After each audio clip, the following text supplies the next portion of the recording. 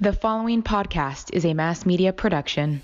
Hi, I'm Josh Galindo. And I'm Crystal Galindo. Welcome to the Going Galindo Rugrats and Renovations podcast. A lifestyle podcast where we will offer our experience and expertise in building real, lasting wealth through renovating and flipping homes.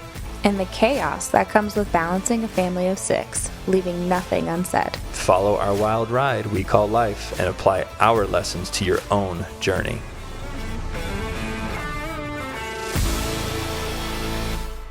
Okay, good morning. Welcome to Going Galindo Rugrats and Renovations podcast. Today's episode, Josh was solo with his special guest. So, babe, did Jason just leave? You want to tell us what you guys talked about? Yeah, Jason did just leave. And Jason and I, which would have had you cringing the whole time. Yeah, I'm glad I stepped out on that one. That's why we had to have you out. Jason would have felt ganged up on. Now, we talked about the BRRRR Model. So he's obviously a really big believer in it, and obviously I am too. I just think that there should be a little twist on it, and I think him and I talked about some really good points that I learned from him. I hope he maybe learned from me, and at the very least, I think the listener got an abundance of information that they can choose which model to implement that best serves them and their families. So I loved the conversation. Anytime I sit down with him, I love it because his points are valid and I know it, but I also want to build a real estate portfolio that works best for Josh and Crystal Galindo and all 4 of our kids. Yeah. And I get ridiculed all the time for it. It's kind of funny. I think you're doing a good job, but I can't wait to listen. Yeah, it was cool. So let's take a second to hear from our sponsors and we'll get into your episode. Hey guys, if you're looking for some family fun, check out Circus Hotel and Casino. At Circus, there's something for everyone. Have a blast inside the Adventure Dome. It's a 5-acre indoor theme park with 25 rides, including their newest thrill ride, Nebula Z. Or act like a kid again at the Midway, playing arcade games or enjoying their daily free circus acts. Looking for a special date night? Look no further than their award-winning restaurant called The Steakhouse, voted best steakhouse in Las Vegas. And Circus offers affordable room rates starting at $29 per night. Book your stay today at circuscircus.com. Good morning. Jason, how are you? Fantastic. How are you? Good. So for those that aren't watching, today we have in place of Crystal, she would have been here, but she's like, what am I going to talk to you two guys about? Jason Elleman. And he is someone that I find to be super successful. I like that he went and found a different type of real estate that like not everybody in my immediate circle is using to build wealth. I would argue that you're the only multifamily guy that I know. That's, Yeah, probably. I don't know too many people that have about the amount of units that I have that aren't like large companies. Sure. Essentially, like there's not too many individual investors. I feel like a lot of people are doing flips like you are. That kind of seems to be the easiest thing to get into, or wholesaling, and maybe a couple of rentals here and there. But I'm largely in the low income multifamily realm, which is don't tell us how many yet. Very unique. So there you go. So that he kind of rounded off my point there. A lot of the guys that are doing, we're either flipping, we're wholesaling, we're buying single family homes as rentals. So when I heard of Jason and kind of got his elevator pitch, frankly, I was shocked. I was like, holy shit, dude, that's incredible. So go ahead and brag about yourself for a minute. It's important to do that because the listeners that don't know who you are need to know that you're the man, and everything you're saying from this point on is worth listening to. So don't be bashful, don't be humble. Hit us with everything. All right, so I really kind of got into real estate in, say, 2010 when obviously the market was a disaster. And I was looking around and I saw that you could buy houses for like $30,000, $40,000. And I thought, you can't usually buy land for $30,000 or $40,000. You certainly can't build a house for that much. Sure. So if you bought the house with the land right now, how could you lose? I mean, at some point, it has to come back. And I mean, the world seemed like it was on fire at that point in time, right? I remember. So, you might have been on fire a little bit. I was on fire. I was trying to put myself out. Forget trying to buy anything. So anyways, I wanted to go to the real estate auction, so I bought my first property there. Really? Yeah. And I was... A house? Yeah, it was a townhouse for, I think, $17,500. Oh, my gosh. No way. And I was so nervous because I'm at the...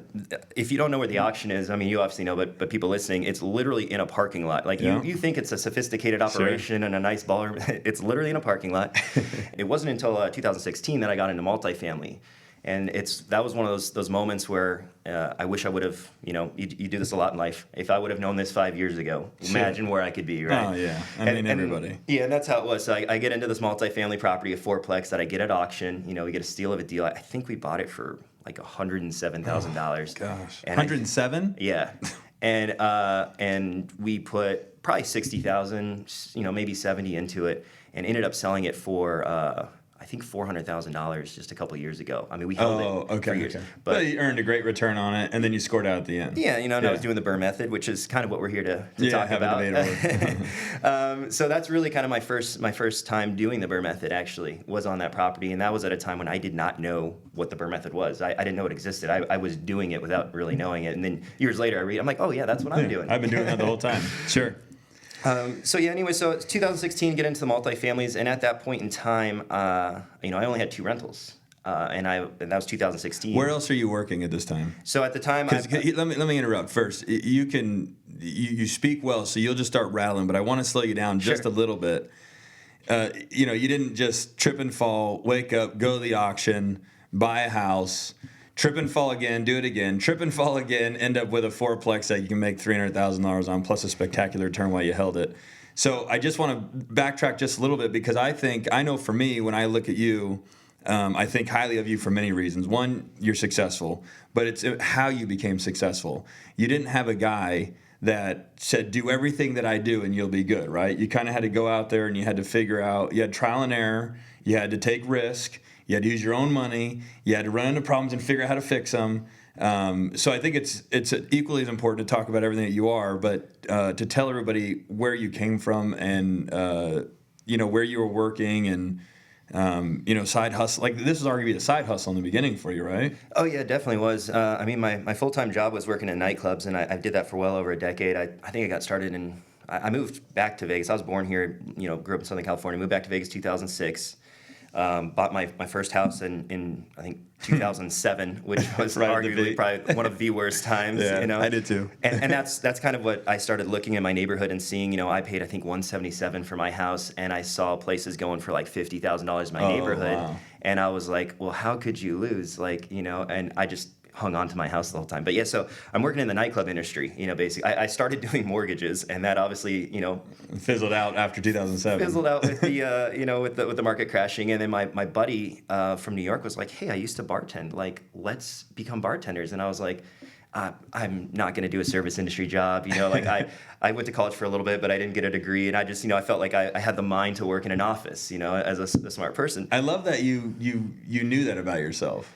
Yeah. Not that meant that you never went and got a service job, but you knew like that was my end game. Like, sure. I'm going to use my brain to make money, not my body. And then so once I kind of got into the nightclub industry, I was like, you can make how much? And then it was pure business at that point. I could put 30 hours a week in, and at the time I was a busser, so I was maybe making $50,000 a year, but for how easy it was. And how little time it took and how much free time you still had. You were only working 4 days a week at most. Sure. So I was like, I can take all this money and I can start investing it in real estate. And then as I got into better job position, I started to What did you think about, why did you pick real estate? Where did real estate come to you in your life? I think were your parents in it? Did you have a friend in it? Did you just watch a late night talk shows that talked about real estate? Or I think I always had a passion for seeing a project and like just kind of seeing how you can better something. And so growing up, we always did home improvement projects. We never invested in real estate, but on the weekends, I think that most kids, they were watching football and playing video games. And that sounded amazing to me, because my weekends were like, we're getting up at 7 tomorrow and we're going to fence in an acre here, and you're going to be on the tractor and you're digging post holes, and we're building a 3-tier waterfall. I mean, all these projects. So I was pretty handy just because I had learned all that stuff, and I liked seeing kind of taking, we never had like super distressed properties, but just taking a normal property and improving it. Sure. And so that kind of was in my head, like, hey, I could do that. There was satisfaction in seeing it go from point A to point B. And knowing that you added that value or improved it. Something that I relate to on that, and I think this may be something that makes me enjoy flipping, is I get some weird satisfaction out of ironing. And I know it sounds funny. And here's why I think so, is that you see like this super wrinkled shirt. I'm going to bring my clothes over. Oh, dude, I iron all my buddy's stuff. Like, if it's a wedding, I'm like the guy that hits everything. If it's for Crystal, I hit it. But when you slide that iron over and see the result immediately, there's like so much satisfaction. And then I took that like experience that I was having and I kind of like amplified it. And I think that's one of the reasons I loved flipping was because I got to rub that iron over that house and then see the after. And then hearing you say that, maybe it's something similar. I think it is, and also for me, and I'm probably for you, is maybe seeing that vision that a lot of people can't see. Cause yes. I buy a ton of Do you very have a distressed photographic properties. memory? Yeah. So you can walk in. I think that is so key to this space. You got to be able to walk into a space and you could just go boom, boom, boom, boom, boom, build the whole thing in your brain, right? Yep. Yeah. And then whoever you're with's like, I just don't see it. I just can't see it. Oh yeah. And you're like, dude, I see all of it. I've left a property and I come out with this huge grin on my face and they're like, oh my God, that property is terrible. And I'm like, what are you talking about? Like, I'm putting in an offer today. Like, we're buying this place. Right, like, right. But yeah, just a lot of people can't see that. And I think it's great, especially for those people to then show them when you're finished. You know, like, hey, here's that thing that you couldn't see. Take a look at this. Oh my God, this is amazing. Yeah. Like, how did you see that? And I don't know. I just do. I think it's a special gift. Yeah. There's not. I mean, there's a few. The successful ones, I always ask them that question, and most of them say yes. That's how they think in pictures and with photographic memory. And I just never look at even, people, even, situations. I never look at what it is now. I look at what it could be, you know, and that's for a house and a person. And that's great for making money in real estate, but it can harm you in people, because the one thing I say, like in a house, I can force that change, right? With a person, you can't. You can see the potential in somebody, but you can't always extract that out of them. They have to want that. They have to have that desire. Yeah. And I think that's what separates a lot of people, like, yourself for being successful, and maybe other people that you knew that kind of grew up in the same type of background and they didn't achieve that level of success because you wanted that. You were going to force that change in yourself. Such a great statement right there. Well said. All right, so I got you off track and I jammed you all up. Let's fast forward here for just a moment. How many units do you own today? So right now I own 243 in total. 167 are 100% owned by myself. Hold on, 243 total. Yeah. And 167 owned personally. Yeah, and the rest are 50-50s with investors. And so to kind of think about that, here we are in 2021, and in 2016, so 5 years ago, I had 2. That's incredible. So when I hear you say, like, I don't like the BRRRR method, in my head, I'm like, I've made millions off of the BRRRR method. Like, it's what's catapulted me from 2 units to over 200. And so that's why I kind of want your listeners to hear kind of my story as to why I think it's good. And I actually do highly recommend it to investors, and I highly recommend it to you. And I'd love to switch up your strategy a little bit with what you do. So here's what I want to make sure we make a point. This is the point of this podcast. As I came out, I said I'm not a big fan of the BRRRR method, which I'm going to clarify with you. And I just did an interview with the Boakley brothers where it's clickbait. And that's what we did, is we came out and we did something that was going to catch everybody's attention. It caught your attention. It caught their attention. Got me hyped. Right. And now people want to talk to me about it. So I just have a small twist to it, but I won't spoil that yet. But that is the topic of today's conversation. Jason's a big believer in it, and for good reason. It's served him very well. Like you said, he's made millions of dollars doing it. He's amassed an incredible portfolio. 243 units is spectacular. And then I'll just give you my perspective on it. So you have 243 total rentals, 167 owned personally, and then you recently bought a huge building or project. Of that 167, I bought a 111 unit apartment building this year, which is definitely my best buy ever. Something I would have, honestly, even just 2 years ago, thought I don't know if I'll ever be able to have something like that. And what did you pay for that? I paid $6.7 million, and I actually went into contract. How did you stole that?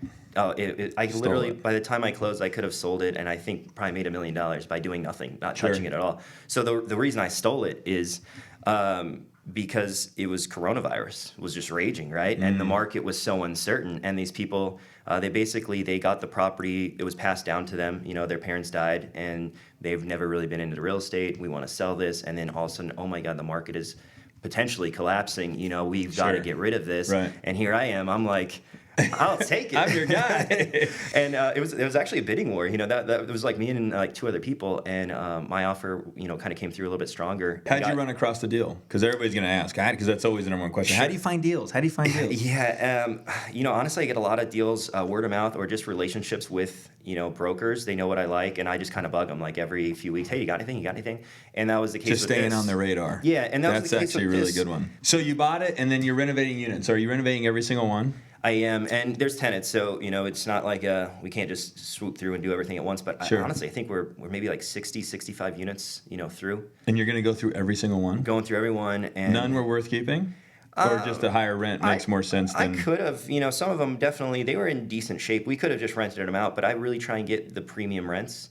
And so I feel for that, I actually feel, you need to do the rehab. But honestly, more so than getting the rents, I see that the rehab gives you the most value when you go to sell that property. Oh, sure. Because when I go to list that and the owners look at it, and a lot of people kind of have like an emotional connection to real estate, and you have to separate yourself. You're not living in this place. This isn't a house that you're buying to move into. So you don't have to like it. But these owners, they're like, wow, that place is amazing. I'd live there. Mm-hmm. Well, you're not going to, but if you're going to pay me more because you would live there, I'll create that visual for you. I'll take it. Yeah, and so that's what I do is, those people, they don't have that visual imaging in their head of how it could be, or and you can look at numbers all day, but numbers don't look attractive on a piece of paper. Walking through the building and seeing the granite countertops and the beautiful floors and the two-tone paint, you're like, yeah, this is good. And then the numbers look good too, but this looks really nice. Yeah, you're selling them on the emotional side of it as well. Yeah, so I really feel like I honestly do the rehabs more for future buyers than I wouldn't argue with you. If I was just focused on cash flow, which is kind of the direction that I'm moving into,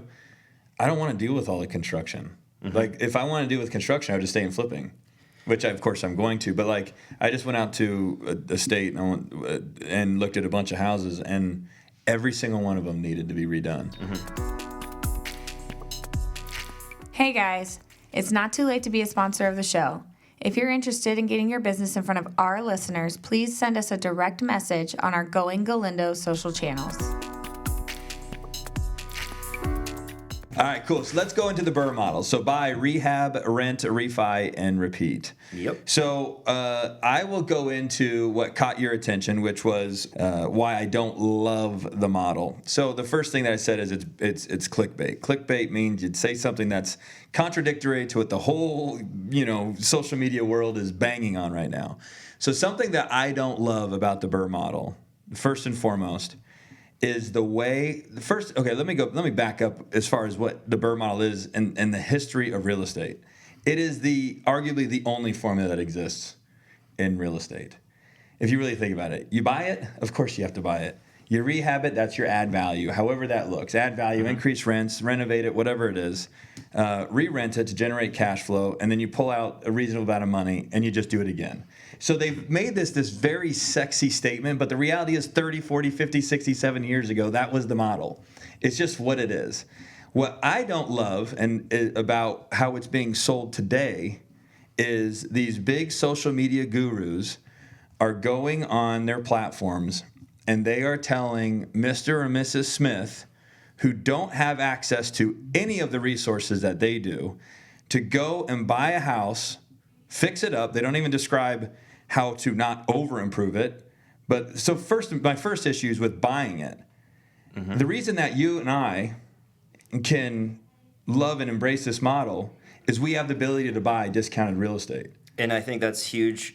But nobody says that. Yeah, because if you're buying at market, I'm not going to say that the BRRRR method couldn't work for you, but it's going to work at a much slower pace. Well, and then it opens you up for a tremendous amount of risk. That's my beef with it, is nobody goes buy at 75% market value, buy at 90% market value. They're just saying buy. Yeah, I think, then they say rehab it. Nobody says rehab it within reason. Make sure that you're not over-improved. You don't rehab it above its market value. They just say rehab it. Then rent it. Then you get to the refi part, and then they go pull out as much money as you possibly can. If you can get 90% or 100%, I've even heard some of these guys go on there and go, I pulled out 100%. Now, that's okay if Jason bought a house for $300,000, that's worth $300,000, or project, whatever it is, but for easy math, worth $300,000. He bought it for $2 million. He put $50 into it. So he goes back to the bank and he pulls all of his cash out. Very logical. He's left 10%, whatever the number is, left in the property. In the event there's a market correction of 10%, Jason is sitting pretty. Mm-hmm. It's the scenario that you're protected, which is everybody forgets about that side of real estate investing, is capital preservation. If it's easy to look at the hill going up, but you get market corrections will wipe out any profit you thought you had coming your way like instantly, and I think you have to account for that in in the way that you buy these. You have to consider that. You wouldn't go out there and tell people, pay market value, no direction on how to improve it, and then pull out every single penny that you've got.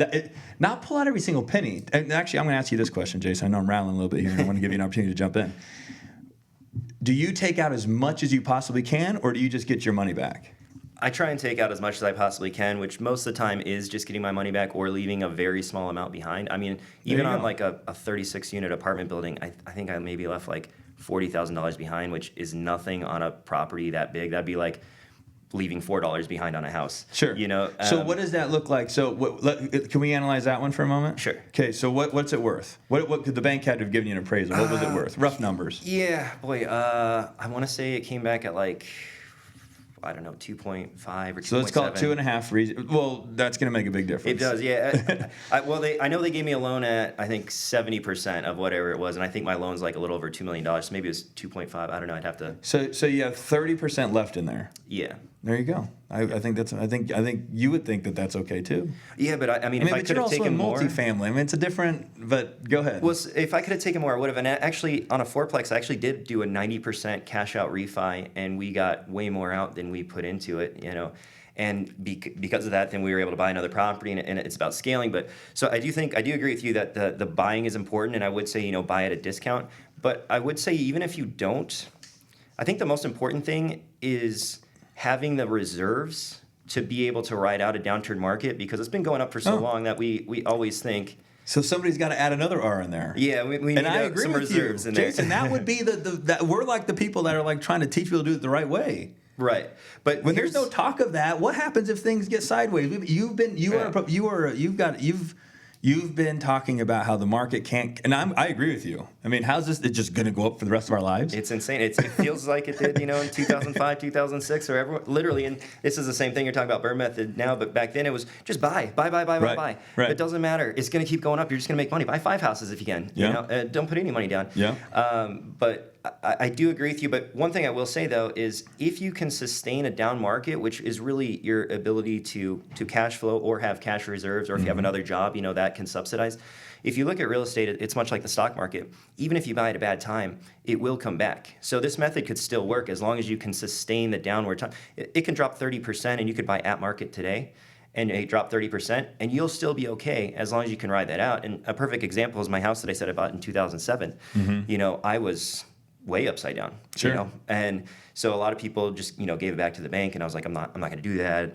It's not the right thing to do. Yeah. I don't want to ruin my credit. The credit part was why that was the smart thing to do. And so I lived in it for a while, and then I rented it out, and I was honestly, I'd maybe make $100 on a good month, and then a plumbing thing broke, and it cost $1,000, and there went my year's profit, right? But I had the cash flow, from my other job, my other investments to ride that out. And the reason I bring that up is I was, like I said, I bought it for 177. Say maybe I put 20,000 into it, and then places were selling for 50,000. I was way underwater, right? But I sold that house for 2 years ago for like a $20,000 or $30,000 profit. So my point is, if you can ride out the storm, you will always be fine. You could buy today. Let's say today's the peak.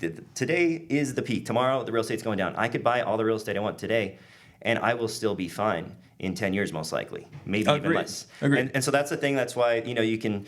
Now, how do you get through the 10 years? So that's where you got to. Because here's what I think. Let me just throw this in: is if the market totally corrects, and your ability to produce general income gets wiped off the planet because now people aren't buying and selling real estate. Everything's stagnant. So how does Jason protect himself? I'm sure you're a smart dude, so I know you're doing it. Do you leave a set amount of cash in the bank? Do you know you have XYZ properties you can pull from if shit gets real bad, even if it's worst case scenario? But if the market stops right now, that means that Galena Group Real Estate will stop generating transaction fees. So then that source of income will immediately leave my life. I won't be able to. Now, we're a little bit unique, so it's tough to really use us as examples. But the general person out there is probably going to get laid off, or if they are just a traditional real estate agent that uses their traditional income to buy the next property or to survive, that person's who needs this advice. Because you and I will capitalize on a bad market, and not everybody has that opportunity or the skill that we have to go and find that opportunity. In a way, I'm rooting for it to happen, sooner. Me too, brother. I'd fast forward my retirement like instantly. I mean, you can always sell a kidney if you need some extra cash to float through, and there's OnlyFans, which we've seen. So there's ways to make money. You just got to be creative. Jason Elleman, OnlyFans. Link is provided. No, it's a good point. How are you going to survive? And I think that you need to separate things though, because you're saying essentially the economy and the real estate market is going to collapse together, which is what we saw in 2008. That's not always the case. And if you look back historically, the stock market will drop and real estate's just fine, or real estate's going down and the stock market's going to record levels, right? Interesting. So I've always linked the two. Yeah, you're kind of doing the perfect storm, which is what we just most recently saw. So it's most recently in our memories. But and I guess you should think of what if that were to happen. But realistically, probably I would say what will kill the real estate market this time is going to be interest rates. Separate those two, and you probably will still have your job, but maybe you don't, right? So you do need to have savings. And you asked about me. I know I've sent you screenshots of my bank account. And after I asked that question, I was like, never mind, he's not going to want to answer that. I literally, I'm the type of guy that's literally putting every dollar into real estate because I look at, what that dollar is going to make me back. And I literally wake up some mornings, and this is very stressful, I'll have negative in an account. It'd be like negative $3,000. The bank hates Jason. They're like, Jason's back. Yeah, and I'm like, oh, what am I going to do? Let me go on that kidney auction website. No, but like I'll transfer money from another account or whatever, which those are low too, So I guess you'd say very leveraged, and I would not recommend this to like anybody else. It's so stressful, and most people couldn't make miracles happen like I do, but I feel like I'm in a position. See, I think that's important to acknowledge what you as Jason are capable of. Look at what you've already created. It just shows that you're a naturally powerful person, and then you're able to sustain this level of stress and still function on a daily basis. So now if you go on social media and start blasting out to everybody how Jason did it, Mr. and Mrs. Smith may go give it a whack, and they get their balls kicked out, kicked in. I mean, and I hate that. And there's a lot of clickbait, like you said. And I mean, this is the true for almost anything. You could argue the same for flipping. People say, oh, like flip, like I make $20,000 a house, and if you buy the house at a wrong price, or you put the wrong amount in, or the market isn't what you thought it was, you're going to lose money. If you go buy a hair salon and you don't know what you're doing, you're going to lose money. So I really think in any business, I like that. You really have to know what you're doing. And I don't think anyone's saying, and if they are, they definitely shouldn't, that real estate is easy and anyone can do it. I'm not saying anyone couldn't, but you need to know what you're doing. Just like anyone could have created Apple, if we had the mind for it, and the intellect. And so you just have to really know what you are and aren't capable of, and what you have and haven't researched. And I think the most important thing is who you're learning from. I didn't really learn from anybody. I just learned from trial and error. But arguably, I did that at a time when the market was so low. Even if I was so blatantly wrong, I would have been right in the end. And the same with like stock market. If you would have bought stocks in March of last year, you didn't have to know anything about stocks. You could have just bought anything. You just be like, I like the name sounds nice, or I like the symbol on that. That's quadruple your money. And you would have doubled or tripled your money and been an idiot, but you made money. And so I think that's really important that for people to realize that you do have to know what you're doing. Just like any investment, any business you're starting, you have to know what you're doing, and don't just listen to one person who made it sound really good and hyped. And you also got to think, what do they stand to gain from this? Am I paying them money to give me this advice? I think it's like a doctor. If and obviously this hits home with you. When you find out about a problem that you have with your health, you don't just go to one doctor and say, that's great, I'll do that. You're going to go talk to 2 or 3 or maybe 5 or 6 people to get their opinion, and then you kind of put it all together and be like, the average of what everyone was saying is this. And I think that's what you got to do, is not just find one hype man and be like, oh yeah, 100%. Here's all my life savings. Let's do it. Right. No, that message right there for me, I was actually listening to you obviously speak, but I was listening to it through the lens of like a listener in their car right now. And I would actually encourage you to rewind that, because I think that is the pure moral message that isn't motivated by selling a book, isn't motivated by selling a tape or a course, that the people that want to get into this game should hear.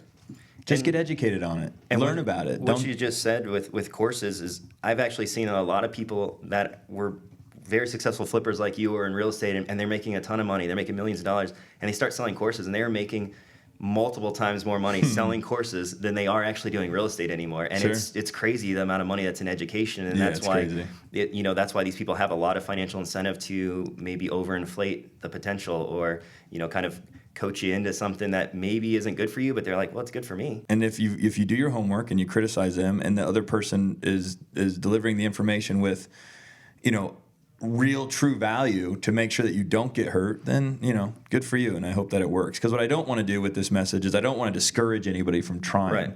Right. I just think what Jason and I are saying is just do all of it slowly, intelligently, and with as much research, and get educated and then jump in. So here's my next argument on the BRRRR model that I'd love to actually hear your point. But I think you kind of already answered it. So let's just say that we use your old house, right? You were into it for $170. Let's say that the mortgage payment on that is, well, throw it at me. You probably remember the fuck out of that mortgage payment. Oh, no, I really don't. Honestly. After all those years you owned it? I did do What do you want to call it, $1,000? Sure. All right. So $1,000, right? So now Jason's into that for $1,000 because his mortgage balance was roughly $170. I'm just throwing it out there.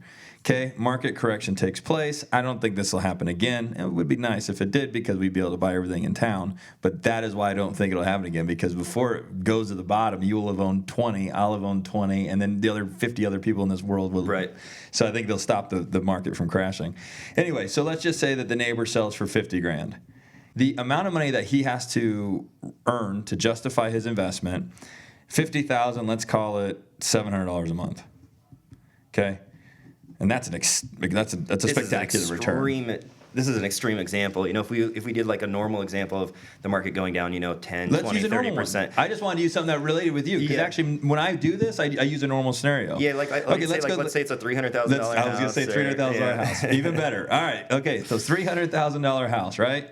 Market goes down 20%. 20% of $300,000, actually I know this one even better, is $240,000. $240,000.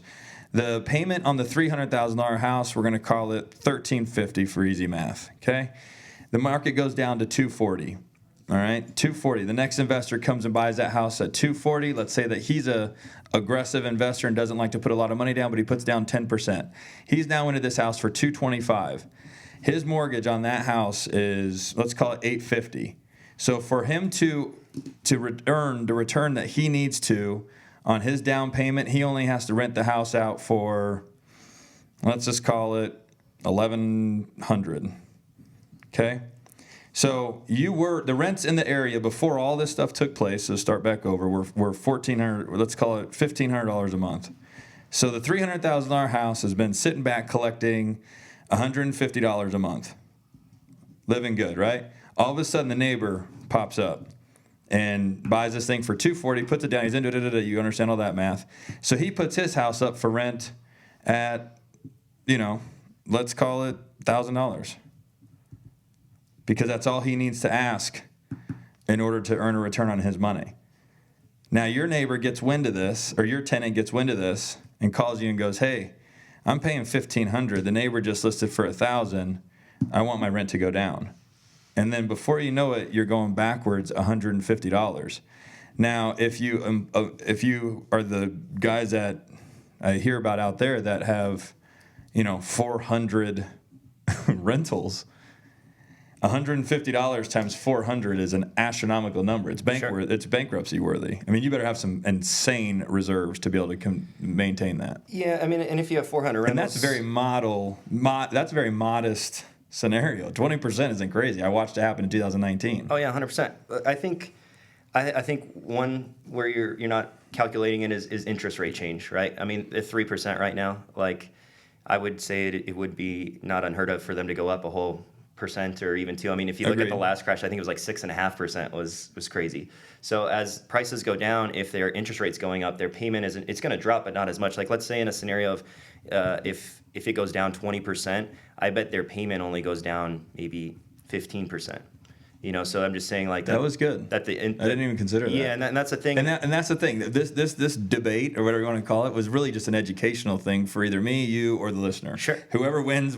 But that was actually a really good point. Because interest rates got to go up for the price to go down. Yeah, 100%. Otherwise, the prices would just stay where they're at. Yep. And then the cost of borrowing goes up. So this guy's scenario of a reduced payment doesn't necessarily translate. Because like I'd say his is maybe going to be $1,150 or $1,200. So like it's going to go down. It's going to be less than yours, but not as less It's not apples to apples. Other things are going to change. That's going to cause that price to go down. So that's one thing you got to think of. And I think the most important thing is a misunderstanding, which I feel that you have, or at least I feel that you have, is with the BRRRR model and actually with rentals. So I feel like you're buying rentals for cash flow. Like you're looking at the cash flow and how I could live off of that. And I don't think that's what the BRRRR model is. I don't think that's what rentals are about. They're not about cash flow. They're about appreciation and equity. That's where the real money is. Like if you look at it. Yeah, no, I mean, you're right. Of course you're right. But that's not what I'm doing. But that's because I want to own. But see, that's go what ahead, keep I going. would argue with you if you would do that. If you would do the BRRRR model, okay, you would have millions more. But what do I do with that money? It's all what I brag about it at the next party I go to. You buy more houses and then you keep getting more and more millions. But that millions, I don't think you're wrong. But it's on the balance sheet. It doesn't show up in the form of being able to go to Starbucks and buy a coffee. Well, see, that's why you trade up. When I do the BRRRR method, I'm not buying these places and keeping them for 10 years. I'm buying them. I'm keeping them for, if you keep them over a year, then obviously you get tax savings, right? Yeah. So pretty much everything I keep over a year. Yeah. And then I'm keeping them for 1, 2, 3 years, and then I'm buying something bigger, okay, right? Or more. So like, let's say you have your $300,000 house, right? Mm-hmm. And then you get the profit on that, and now you buy 2 $300,000 houses. And then a year or two later, then you buy 4. And that's what the whole BRRRR method is it's about scaling up your real estate portfolio. And in doing that, you are going to generate more cash flow, which is what you like. But most importantly, getting rentals is not about cash flow.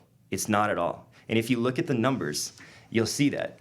But are you saying that like there's a different strategy behind buying rentals that isn't focused on cash flow, and there is a strategy about buying rentals that kind of talks about cash flow? Because hearing you say buying rentals isn't about cash flow, I don't know how that. I mean, I get it, because then you're just saying I'm buying just to take advantage of appreciation and assuming that that's always going to be there. So you have to be knowledgeable of the cash flow, because obviously if you're having negative cash flow, there's how are you going to stay afloat, right? But it's like, let's say I'm going to go on a date, right? I ask a girl, hey, can we go to dinner? Are you explaining the I buy rentals not for cash flow analogy? Okay. Okay. Right, just want to make sure I'm following it, because I got to get this one. Okay, so if I'm going to take a girl on a date, and I go, hey, do you want to go out for dinner and drinks? And she goes, sure, right? Am I really just asking her out for dinner and drinks? Like I mean, not you, but yeah. I'm hoping for like the bonus, right? Sure. Like the dinner and drinks, I'm enjoying the company, I'm enjoying the food, but I'm hoping for the bonus later, right? That's how the BRRRR method is with real estate. The dinner and drinks is the rental income, right? So yes, do I want rental income? Yeah, I want the rental income. But what I really want is the bonus. And the bonus is the appreciation value of the real estate. And that's where all the money is to be made. And if you look at it, let's just say your $300,000 house, let's say you have a mortgage on it. How much are you going to cash flow a month, do you think? I don't know, 200, 300, 400? Nothing. Right? So $200. Let's say 200, right? So that's $2,400 a year. Yep. Let's just say I'll write you down here. Okay, keep going. yeah. $2,400. Okay, so $2,400 a year you're going to make. That's your profit, right? Yeah. So now the house, let's say in 2 years, 5% appreciation is normal. I mean, shoot, we probably got like 10% last year at least, right? But like 18%, or last year or this year? This year I think it's like 18%. So let's just say like we'll do it kind of normal, and then we'll we'll expand on that. So let's just say it's 5% a year is appreciation, which is something that's pretty easy to expect. And so in a 2 year period, it's gone up 10%, right? Okay. 5 and 5. So now you've made $30,000 in equity. So we have two $2,400 because we're using 2 years here, and then we have $30K in equity. Okay. So you just made $30,000 more. Like subtract, Subtract what? That's $5,000. If you're just looking after the rent, you only made $5,000 in rent, but in your equity, you made $30,000. That's why you want to scale this model, because what you're doing is you're not scaling. You're buying cash for properties, right? And I've slightly shifted lately, but my argument would be, yes. Like let's just use Josh a year ago, where you and I would have heavy debates over cash, because arguably you did peel that layer back in my mind. And I'm still working on it. You're like an onion. There's a lot more layers I got to get through. No, you should take some credit for that, because you really did get my wheels turning. But okay, but I'm not. So my point is, like, let's say you have 30 rentals or so, right? We'll just call it 30, right? Yep. So let's just say if you would have been doing the BRRRR method, you'd have 90 rentals instead, which I don't think is. I think you could honestly have more than 90, because I think you could too. So let's just say you have 100, just for easy math's sake, right? So in the last year, what would you say? You said it went up 18%? Oh, it would have been insane. So, but that's what I'm saying is But then what do I do with it? Sell everything and go buy it again? You can. That's my argument. So and I want you to educate me here, because I'm missing. The answer is yes. Okay, so let's say I have 100 homes. They all go up $30,000. What is that? $3 million or something? Yeah, and it would have been more than 30 because that was only $3 million. 5. You know, that was 10%. You know, it would have even been more than that. And you've had some of these rentals for years, I'm sure. So if you look, you know, maybe you had them in 2015, 2016. How much have they gone up? And if you go back to that year and think, I could have had double. Let's just say you only had 10 back then. Okay. I could have, instead of 10, I could have had 20. How much has that appreciated in the last 5 years? You know, 100%. Yeah, no. My argument back to, because I've never sat here and said and call me out if I'm wrong in saying this, and looked back at you and said, Jason, everything you're saying has no logic and no sense. I've always kind of responded with, for me personally, what I can't have happen, because I have 4 kids and a wife, and I'm the only source of income for my entire family, is that a correction comes and I've got 90 rentals and now I'm going backwards $150 on 90. But my argument on that would be, I understand what you're saying, and obviously that makes sense. But my argument would be, if you would have been doing the BRRRR method the entire time, you literally said, "What would I do with all the money?" Right? You literally would have millions of dollars more that you could have in the bank. So you would have been saying, like, every year you reanalyze and you sell 15, 20 of the homes, you make a bunch of money, and you go buy more. Mm-hmm. Because all that you're after is that equity. The cash flow isn't really what you're after. It's what you think you're after at first. I know it's what I'm after. But it should I'm 1,000,000% sure. but here's the thing. If that is what you're after, you would have more cash flow if you would have been using the BRRRR method, because you'd have 100 houses now. And you have 100 headaches. But so 100 houses at $200 a house is $20,000 a month. If I have 20 homes that paid for cash, I'm making $20,000 a month. But the only thing I'm missing out on is on the appreciation. The millions of dollars in appreciation. You're saying the only, like, it's a small, like, the only thing I'm missing out is the millions of dollars more I could have made. No, I think that's being oversimplified, frankly. I think saying, you could tap into that. There's a lot that's my argument is let's go through that, okay? So let's say there's $100,000 in a house, and you're talking about capitalizing on this appreciation. Well, first of all, the cost to get out of a single family home is astronomical. For me to tap into this $100,000, which is what you're saying is going to happen, I have to kick the tenant out. So now I got to pay 3 months worth of rent, so that's $3,000. I got to put $15,000 into it, because these hypothetical numbers of appreciation are all based on the highest comp in the neighborhood, which was a likely vacant home that was renovated. Well, so it's never the home that has a tenant in it that's been kicking its ass for the last 5 years. You're basing all of this off of the highest comp in the neighborhood. But there's some reason there too, because obviously buying it for 100 is worth 300. You call it 200, and we have the same argument. I mean, in theory, if you rehabbed it before, which is what I do with my properties, and then you rent it, like in a 2-year period, a 3-year period, the design isn't going to change drastically, right? So my argument would be, you buy the house, you rehab it, which is what you do for your flips, and instead of selling it, you should rent it and then refinance it, and then in a year or two, you sell it, and you can actually still have the tenant in there. Their lease is up; they're a month to month. So all you need is 30-day notice to get them out. You can literally list it for sale. Hey, there's no showings until an accepted offer, or maybe once a week we're allowed to do showings from 2 to 4 on Saturday. It's not ideal, but it saves you that 3 months in losing on the rental income. There's a way to strategize that, but in my opinion, what I know from buying flips this year, I think we got 57 flips just from the MLS. I think that's the accurate number. That's how many we bought just from the MLS. I would argue 20 of them were tenant occupied, because it's such a black eye to the consumer that property never catches top dollar ever. Sure. So I think the value comes from kicking them out, sprucing it up, if you're truly stretching for the top dollar. But let's just play that. You're not going to have a lot of sprucing, though, if you did that originally. A little touch-up paint, I don't know. Yeah, I mean, you probably know better than I do, because you're an expert in that field, and I don't want to speak out of turn. But as you're telling me this, I'm like visualizing 5 or 6 homes that I renovated because they were so bad I had to renovate them. And I'm just curious, like, I wonder what condition they're in now. But so I'm hopeful that what you're describing is the case. But let's just talk about this, and I'd love to see you poke a bunch of holes in it. $100,000, right, is what's in the property. Okay. $3,000, and this is light. And you know that's light, because there's all the other fees. That's lost income, but then there's expenses to just keeping the property. So $15,000 to spruce it up, okay? Then you sell it. Let's say that it's a $300,000. That's probably pretty much what all my rentals are worth now. $300,000, roughly. Probably some are probably more than that. But anyway, so let's call it that. $9,000 commission to get out. Okay. And that's assuming 3%. That's a little strong. Let's call it $3,000 in BS fees with the title company, transfer tax, owner's title policy, all the above. Okay, so you're at 15, 16, 17, 18, 19, 20, 21. 3130. You're at $30,000 to get out. So you've tapped into the 70,000, and then 70,000 gets taxed at 15%, and that's assuming you're in the lower tax bracket. So you and I'm giving everybody the best case scenario here, in my opinion. I don't think I'd get through the house for 15. Well, I think I'd spend more than 3. I think I'd spend more than 9. So I'm giving you the best case scenario on all fronts. So now you was that 15, 10, it's 14,000. 10% would be 10% 7. It's like $10,000. So you really only tapped into 60 grand. Which buys you another house. So that's the whole point of the BRRRR model. Because let's say you got your 60, that was your original down payment, right? So you got that back. I'm going to do it for cash. Yeah. So for you, so you're going to have even more, right? But so that's where I'd argue if you were doing the BRRRR method, which is what I would say you should be doing.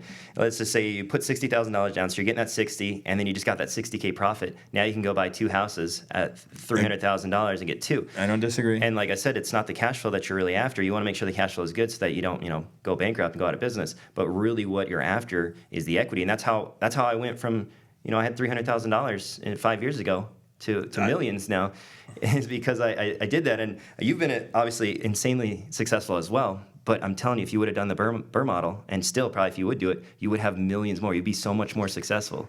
So let's talk about this, because I'm trying to find arguments everywhere as you're rounding this off. Because again, I don't think you're wrong. If I'd have implemented that, I just don't know if it was right for me and my family. One, I think I'm the only guy in our circle of our extended reach that witnessed 2007 personally. Like I didn't have a second job. Like I was like a real estate professional in 2000. You were all in. I was all in. I got my ball. I watched the biggest hitters I'd ever seen in my life. Guys that were throwing money around that would make the richest guy that we know today look weak. Like I overheard him on speaker because we shared an office. He's in his bed, and his buddies called him because the wife called his buddies and said, "You need to talk this guy off the ledge." And I overheard him in his bed going, "It's happening so fast. I can't stop anything. I can't. Everything's just coming so fast." And he wouldn't get out of his bed. He was so fucked up mentally. And then if you read the newspaper at that time, there was some big boys that we had seen their name on buildings. They're jumping off their fucking balconies. I mean, people were like. People didn't see that. I did. Sure. And maybe that's where I'm scarred, and that's okay. And the fact that you didn't have to witness that has been a blessing for you, because you don't have to always constantly be worrying about the world falling down. And it's been good to you to not have to live in fear, which is arguably what I'm doing. But I have to protect myself because I never want to go back to that place again. I told myself I'd never go back to that place. Sure. And I've built my life around never having to ever have to go back to that place. And recently, I think my model, you've heard of stress tests with the banks.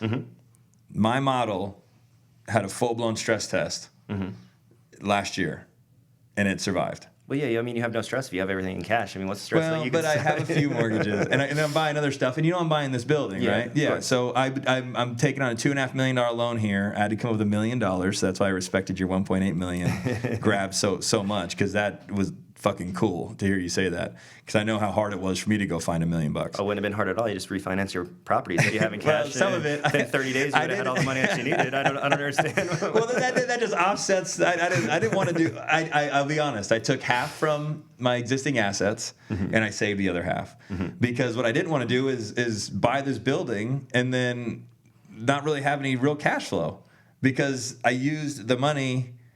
I borrowed the money for the down payment, which came with a new debt obligation. So now the cash flow from the building just got eaten up. And then what was the point of buying the building? Although there's a whole other appreciation. That's where the real money is in real estate, is the appreciation. And what I love about it, like, you obviously flip a lot. But see, I just want cash flow. Why do we want? Because that's all work. I think what we should want is money at the end of the day, right? No, I want fresh babies every day, every month. I want brand new. Is that why you have 4 kids? Yeah, I could keep going forever. But no, I mean, you're not wrong. But personally speaking, I want 50, 70, 80, 100,000 a month in cash flow. And if I'm worth 0, I don't give a fuck. If I'm worth $1 billion, I don't give a shit. As long as I'm getting $100,000 a month. I would argue, though, that your cash flow today would be stronger than it is now if you would have done the BRRRR method 5 years ago. So if you want cash flow ultimately, I think that your cash flow would be stronger. And that's how my cash flow gets stronger, is because I get all this equity or this forced appreciation that comes through the market. I'm able to buy more and more units. And let's just say if I make, my goal is to make $200 to $400 a month per unit, per door, right, with my loans, after the loans. Sure. So I went from 2 units to, the 243. So you can do the math on that. My cash flow has gone up multiples by doing the BRRRR method. So you're saying I think what you're doing is you're focusing so much on just the cash flow that you're missing the bigger picture, and realizing if you did the BRRRR method, you would get that cash flow that you want, and you would have so much more equity, and you actually would probably arguably be in a better position financially for a downturn market, because you would have more in the bank. Yeah, and I'm trying to take what you're saying and applying it to my actions today, because I don't wake up and read the BRRRR model and then do the BRRRR model every day, But I think subconsciously I'm beginning to embrace it, but I'm also embracing it, and this is all personal, on a personal level, sure, because I have such a safety net now. I wouldn't have done that in the beginning. It's just we were just in a different place, and you have been rewarded for it, and my hat goes off to you for that. But when I look back, I go, okay, I got 30 properties 30 vaults that I can open up, and now I can start. And I don't think anybody should go 30 now that I understand debt a little bit better. I think maybe buy 10 with 50% down, and you're going to tell me I'm crazy and not to give that advice. But at least you're doing 50% instead of nothing. Well, I think it should be a little bit more conservative, and I do believe that you should take on debt. So. But I would say just be conservative in the first initial building phases, so that if the whole empire caves in, you've got some equity or cash somewhere that you could tap into. If you're leverage, that's the other thing. I would even ask Jason, and I'd ask you this: is how much of your net worth and ability to go and buy more was all based on market appreciation? A lot of it, for sure, was. Yeah. So what happens now? You think the market's going to go up 100% in the next 5 years? Well, I'm sorry, 300 per 200%? No. I think a big thing. So now is, might be the time to start really thinking about cash flow and not over leveraging yourself. Right, but like I said, the cash flow is there. It's there. Like if you focus, because you're built into that. Yeah. Let's talk about the guy starting today. Right. So the person starting today, though, I feel like you do have to focus on being able to meet your obligations. I would say maybe think, if the market goes down 20 or 30%, if rents go down 20 or 30% from what they are now, would I be able to make this payment? There you go. And I think that's all you have to do, because like I said, even if real estate goes down 30%, 40%, it goes down 50%, it will come back, and it will come back for more. And you just have to ride out that storm. Yep. So you just need to make sure that you can ride out that storm. So you do have to think about cash flow a little bit, but it's not the ultimate goal. But it will come. It'll come as like a side, if you just focus on that appreciation. What I am going to tell you is that I'm sure tonight I'm going to be tossing and turning, reanalyzing this whole conversation, because I'm trying to stay conscious and in the moment to keep the vibe going instead of sitting here and analyzing. But I'd love to chat with you again about the appreciation thing and see it once I have time to analyze it. I feel if we sat down and just loosely, looked at your last 5 years and stuff that you bought and more stuff you could have bought and the appreciation that would have, I truly think if we sat down and did very rough numbers, I'd jump off a bridge. Yeah, I'm going to take out some life insurance on you before we have that conversation, right, just in case. But all right, we all know adulting is hard. You know what shouldn't be hard? Buying a house. Robert Coomer has helped us and our friends buy and refinance houses for the past 15 years. Every time we work with him, we know we're getting the best service possible, and that the person on the other end of that phone call has a smile on their face, and that leaves a smile on ours. Call Robert Coomer. He does all the heavy lifting for you, so you can worry about more important things like what kind of wine pairs with your leftover pizza. But seriously, give him and his team a call at 702-850-2000. You won't regret it.